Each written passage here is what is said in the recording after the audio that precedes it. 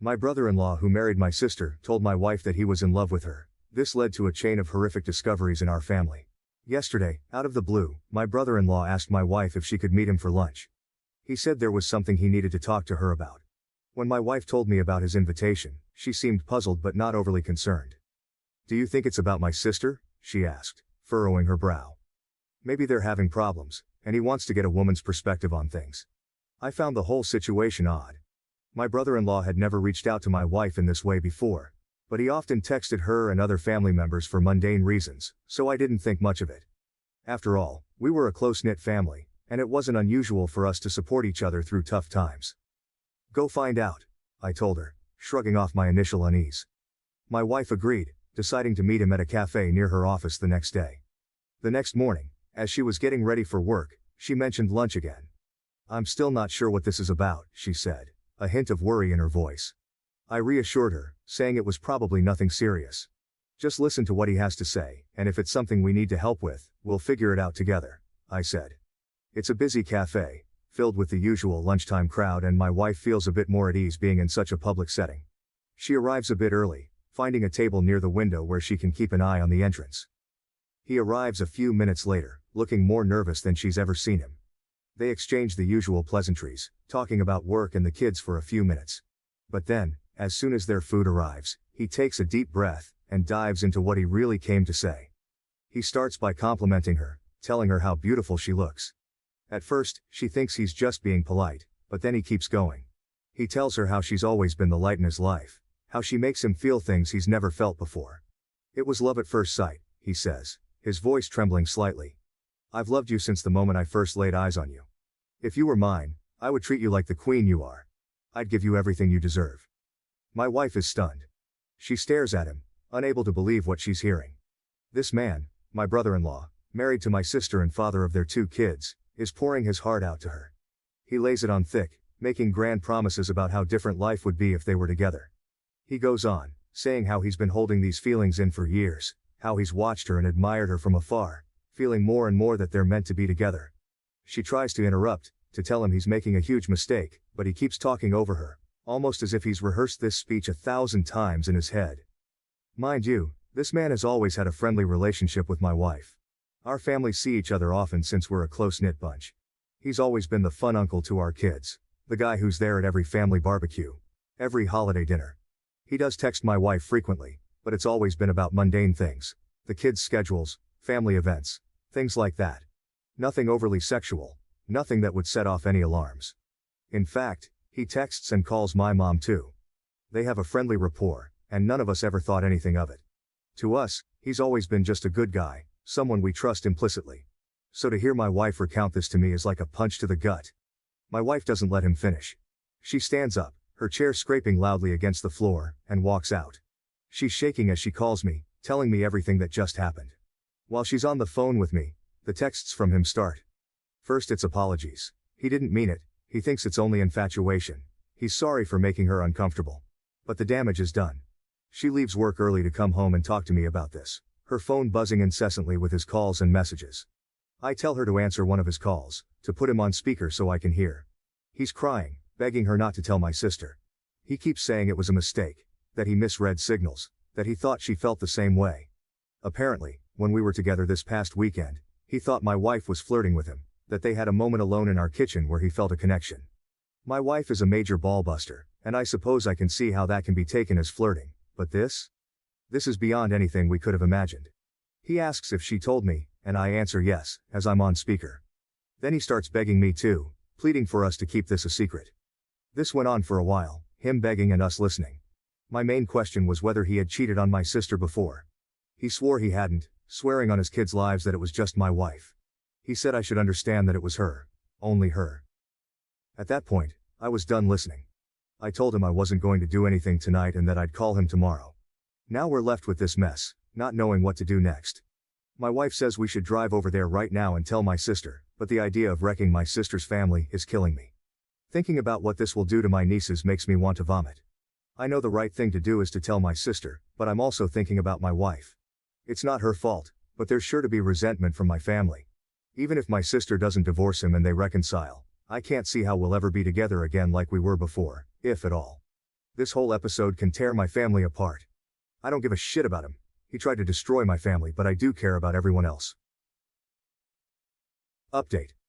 So everyone that told me last night that I couldn't wait to tell my sister was right. A little after 12, I got a call from my sister. She sounded upset and said she had to tell me something. My heart sank as she explained that her husband, my brother-in-law, had come to her in tears, claiming my wife had tried to begin an affair with him. He spun a tale where my wife was the instigator, trying to shift the blame entirely onto her. I could hardly believe what I was hearing. I immediately told my sister that wasn't the case and assured her I would be right over.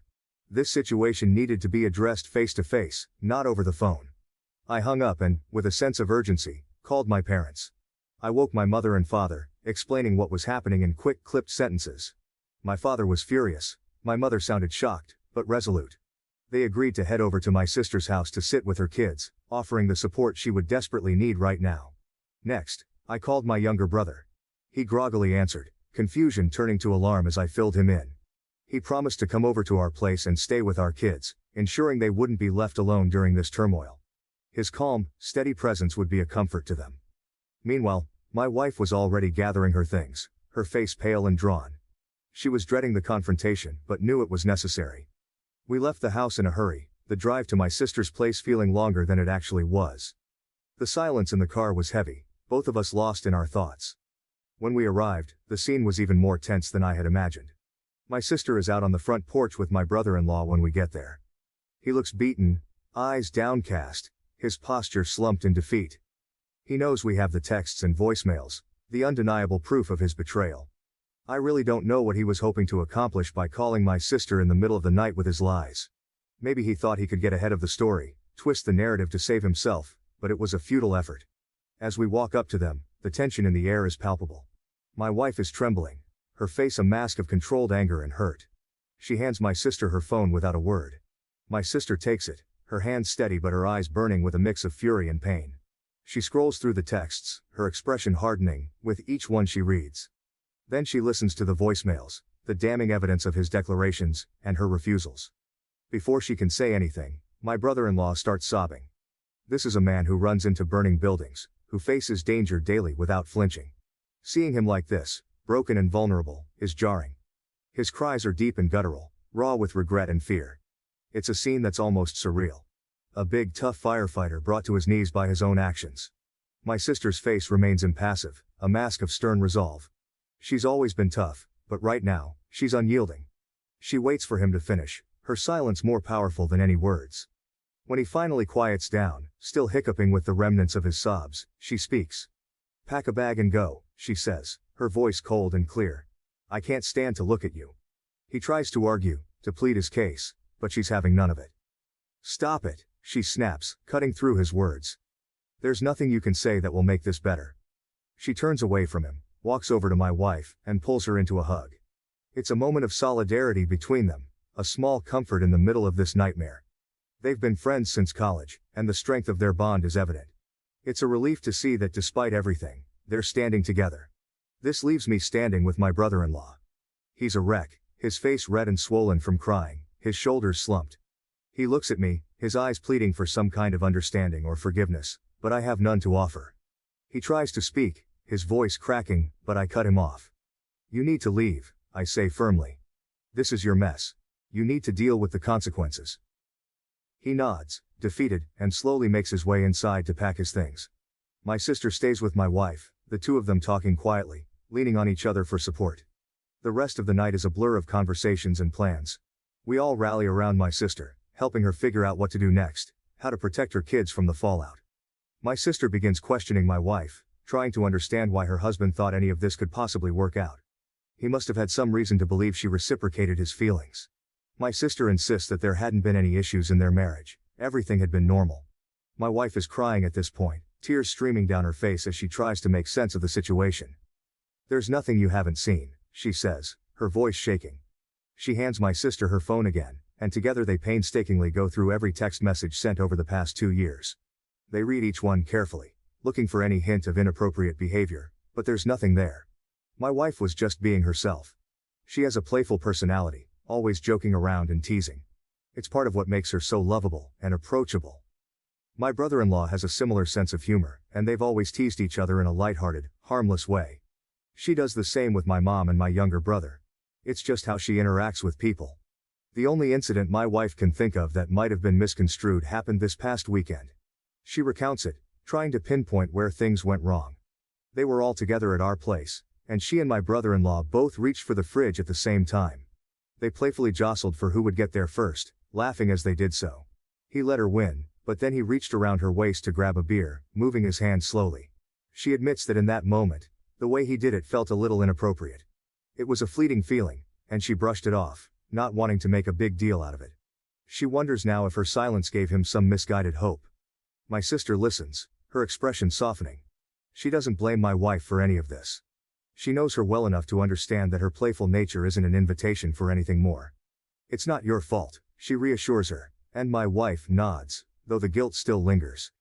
As they finish reading through the messages, it's clear there was never any mutual attraction, no hidden signals or secret flirtations. My wife was just being herself, and my brother-in-law took that, and twisted it into something it wasn't.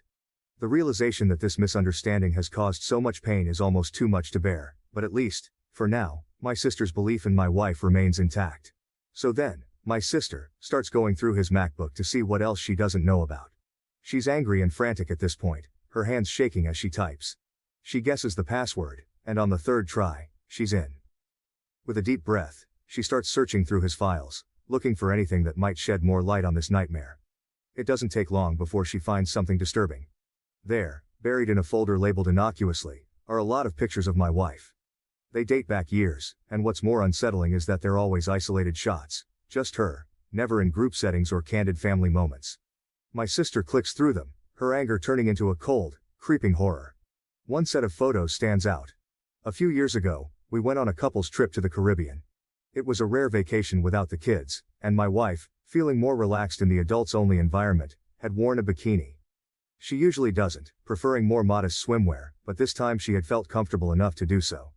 There were probably 50 pictures of her in that bikini, each one taken without her knowledge.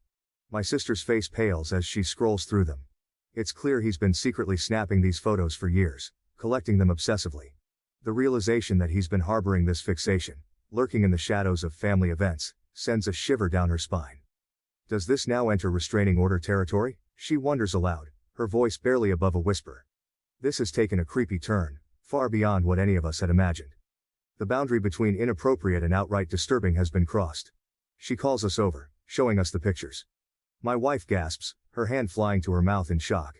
She had no idea he was doing this, no inkling of his obsession. My sister, her anger now tempered by a deep sense of betrayal, starts talking about next steps. Legal action, protection for her kids, and a restraining order. All possibilities that need to be considered now. We're all reeling from this new discovery. The man we thought we knew, who we trusted as a husband, a father, and a brother-in-law, has shown a side of himself that's dark and disturbing. It's not just a matter of infatuation anymore, it's something far more insidious. Unfortunately, the mess continues. My sister agreed to talk to her husband last night and let him explain himself. She was determined to get the full story and decided to involve my wife directly to ensure there would be no lying or half-truths. They set up a FaceTime call with my wife, and I listened in off camera, my heart pounding with a mix of anger and dread. My sister, ever thorough, recorded the entire conversation for good measure. As soon as the call began, the tension was palpable. My brother-in-law looked exhausted, his eyes red-rimmed and swollen from crying. He started hesitantly, his voice shaky, but as he spoke, the truth began to pour out, and the story unfolded in a way none of us had fully anticipated. He admitted he's been obsessed with my wife for years. It started the day I met her, he confessed, his voice barely above a whisper. He went on to explain that it was during one of those early gatherings where my sister, eager to introduce her new boyfriend to her friends, had brought him along. My wife and I were dating at the time, but he had met her before he met me. At first, he thought his feelings were purely physical, an innocent crush that he could brush aside. But as time went on and he spent more time around her, he realized it was more than that. He became fixated on her personality, her laughter, the way she interacted with everyone around her. He described moments where he found himself watching her, captivated by her presence, even as she was just being herself, playful and kind. He detailed how he had tried to suppress these feelings, convincing himself that they were harmless. But over time, his obsession grew. He started finding ways to be near her more often, volunteering to help with family events, making excuses to text her about trivial things. It was a slow, insidious process that eventually led to the point where he felt compelled to confess his feelings, deluding himself into believing she might feel the same way. My sister listened, her face a mask of controlled rage and heartbreak. She didn't interrupt him, letting him dig his own grave with each word. My wife, on the other hand, was visibly shaken. Hearing how long this had been going on, how deeply his obsession ran, was almost too much for her to bear. When he finished, there was a heavy silence. My sister finally spoke, her voice icy and measured. "What made you think that my wife would leave me for you?" she asked, her eyes boring into his. He stammered, struggling to find the right words. He mentioned the supposed mutual attraction, the moments he had misinterpreted as signs of her reciprocation. My wife and sister exploded at that point, their pent-up anger and frustration spilling over. There was a lot of cussing, a lot of screaming, the raw emotion of betrayal and hurt coming to the forefront. My wife hung up the call, her hands trembling, her face pale. She was concerned for me, for us, assuring me repeatedly that the attraction was one-sided. I believed her. I always had. Even if she did find him physically attractive at some point, I knew she would never act on it. She's serious about trust and fidelity. Something she made clear early on in our relationship. This whole ordeal was a twisted fantasy of my brother-in-law's, a dangerous delusion that had nearly torn our family apart. The tension that had been building up during the call finally erupted into a storm of cussing and screaming. My wife's voice was a mix of fury and hurt, while my sister's was steely and unforgiving. The barrage of emotions was overwhelming, the air thick with betrayal and disbelief. The phone call abruptly ended when my wife, shaking and distraught, hung up because she was concerned for me. She turned to me, her eyes wide with fear and confusion. "It was one-sided," she assured me, her voice trembling. "I never thought it wasn't," I replied, trying to soothe her. Even if she did find him physically attractive at some point, I knew she would never act on it. She's just not that type of person. Early on in our relationship, there was a moment that encapsulated her stance on trust and fidelity perfectly. I remember watching her one morning as she was dressing, admiring her without saying a word. She noticed, gave me a teasing smile and asked if I liked what I saw. But then her expression turned serious, almost cold. "Never fuck up," she said, her tone leaving no room for misunderstanding. "Or you'll never see this again." She meant every word. My wife is serious about trust. Once it's broken, it's almost impossible to mend. As I sat there, replaying the chaotic scene in my mind, I couldn't help but reflect on my brother-in-law. I knew he was a little cocky, always walking with a certain swagger, but my God, I never knew he thought so highly of himself to believe he could pull off something like this. His delusions of grandeur were staggering, completely detached from reality. I talked to my sister later on, once the initial shock had started to wear off and we could speak more calmly. She was resolute, determined to protect her children from the fallout of her husband's actions. She told me she would be contacting a lawyer first thing Monday morning to see what steps she could take to limit his exposure to their kids. She wanted to ensure that they were shielded from as much of this mess as possible. "As far as I'm concerned, he's detached from reality," she said, her voice steely with resolve. Her concern was no longer about saving her marriage but about safeguarding her children and maintaining a semblance of stability for them. Anyway, my brother-in-law returned home yesterday, not because my sister wants him back but because she can't legally stop him. Despite the turmoil and the clear betrayal, he has the right to be in the house until the legal proceedings move forward. The atmosphere is tense and uncomfortable, filled with unspoken words and palpable resentment. They are done, and I think he realizes that now. There's a hollow look in his eyes, as if he understands that any hope he had of salvaging their marriage is gone. The lawyer tells my sister that since my brother-in-law's behavior over the past few days has been documented, there is a good chance she will be granted full custody of the kids.